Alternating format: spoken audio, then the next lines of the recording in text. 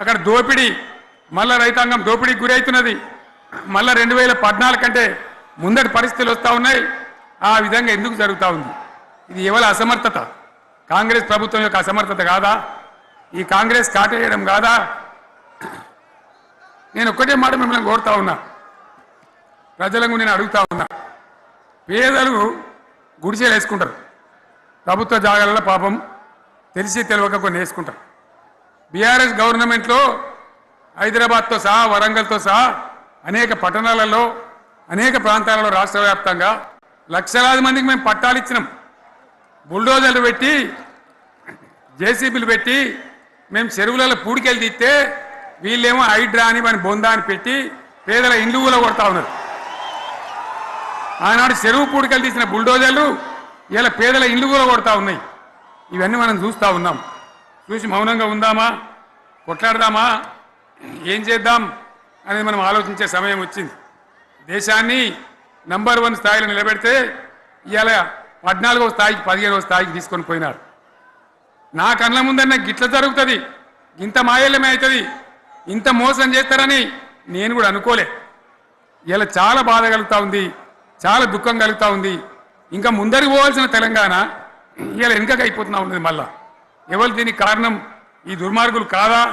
నిలబెట్టి ఖచ్చితంగా అడగాల్సిన అవసరం ప్రజలకు లేదా? అడగాలి. ఎందుకోసం? టైం ఇవ్వాలని మేము కూడా టైం ఇచ్చినాం. ఏమంటారు?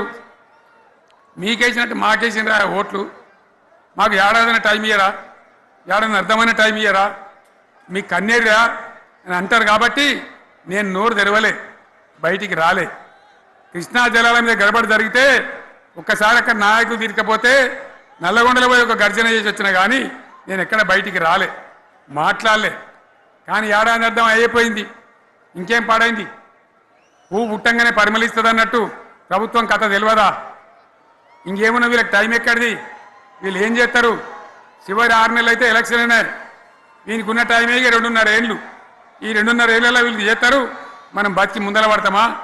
అందుకోసం ప్రజానీకం, మేధావులు, తెలంగాణ ప్రజలు దయచేసి అందరూ ఆలోచన చేయాలి. ప్రతి వాళ్ళు కూడా ఆలోచన చేసి దీనికి పరిష్కారం ఏందో కనుక్కోవాలి.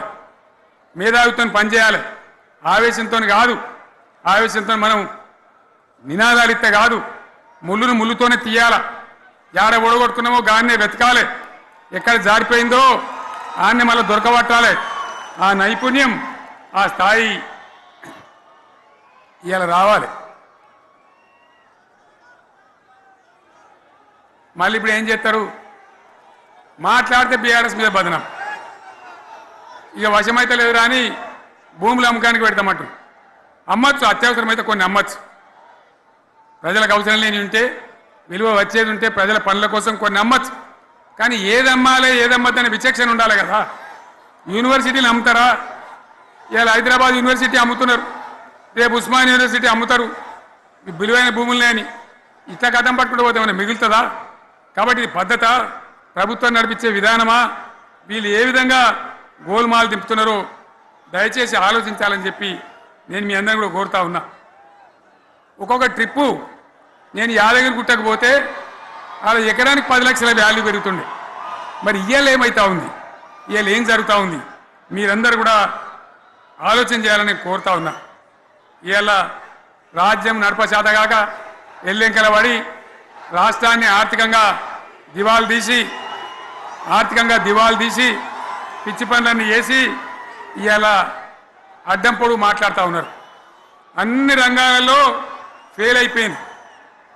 ఏ ఒక్క ఈ హుస్నాబాద్లో ఇప్పుడు నేను రాగా చూసుకుంటూ వచ్చిన, ఆనాడు కష్టపడి ఈ హరీష్ రావు ఇరిగేషన్ మంత్రిగా ఉన్నప్పుడు ఇలా గౌరెల్లి ప్రాజెక్టు కట్టినాం. 90% పూర్తయింది. గౌరెల్లి ఇరిగేషన్ ప్రాజెక్టు ప్రజలకు సంజాయించి భూములు తీసుకొని ఆనాడు తిరిగి 90% పూర్తి చేసినాం. ఏడాది అర్థమైతే తట్టడి మన్ను తీస్తాను రా. పాలమూరు పథకం 80% కంప్లీట్ అయింది. ఎందుకు దాన్ని పెండింగ్లో పెడుతున్నారు?